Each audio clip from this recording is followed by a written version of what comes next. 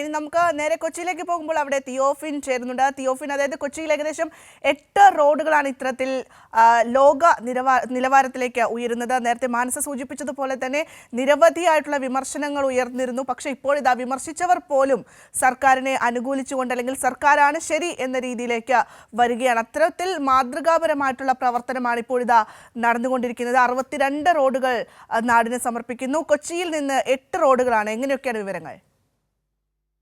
വികസനത്തിന്റെ ഭാഗമായാണ് 8 റോഡുകൾ കൊച്ചിയിലെ നവീകരണം പൂർത്തിയായ റോഡുകൾ ഇപ്പോൾ നാടിന് സമർപ്പിച്ചിരിക്കുന്നത്. ഇതിൽ നിർമ്മാണം നടന്നുകൊണ്ടിരിക്കുന്ന അല്ലെങ്കിൽ നവീകരണ പ്രവർത്തനങ്ങൾ നടന്നുകൊണ്ടിരിക്കുന്ന വേറെ റോഡുകളുണ്ട്. അതിനിയും നിർമ്മാണം പൂർത്തിയാകാനുള്ളതുണ്ട്. നിലവിലെ 8 റോഡുകൾ അത് എറണാകുളം പൊതുമരാമത്ത് വകുപ്പ് ഡിവിഷന് കീഴിലുള്ള 5 റോഡുകളും മൂവാറ്റുപുഴ ഡിവിഷന് കീഴിൽ 3 റോഡുകളും അങ്ങനെ 8 റോഡുകളാണ് ഇപ്പോൾ നവീകരണം പൂർത്തിയായത്. BMNBC നിലവാരത്തിലുള്ള ടാറിങ്ങും അതോടൊപ്പം തന്നെ ഇരുവശങ്ങളിലും വെള്ളം ഒഴുകിപ്പോകാനുള്ള സൗകര്യങ്ങൾ, ഡ്രെയിനേജ് സൗകര്യം, ഫുട്പാത്തുകൾ ഉൾപ്പെടെയുള്ള എല്ലാ ക്രമീകരണങ്ങളും ചെയ്ത് വളരെ മനോഹരമായ രീതിയിൽ ഒരുക്കിയിട്ടുള്ള റോഡുകളാണ് ഇതെല്ലാം.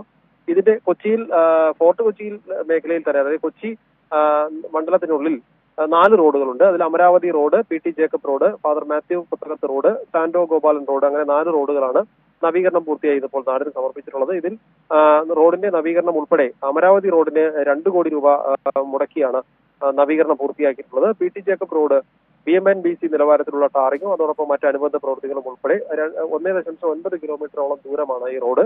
ഇത് 3.5 കോടിയാണ് ഇതിന് ചിലവഴിച്ചിട്ടുള്ളത്. മറ്റൊരു റോഡ് ഫാദർ മാത്യു കൊത്തകത്ത് റോഡാണ്. അത് 1.8 കിലോമീറ്റർ ആണ്. 2.25 കോടിയാണ് ഇതിന്റെ നവീകരണ പ്രവർത്തനങ്ങൾക്കായി പൊതുമരാമത്ത് ചിലവഴിച്ചിട്ടുള്ളത്. Santo Gopalan road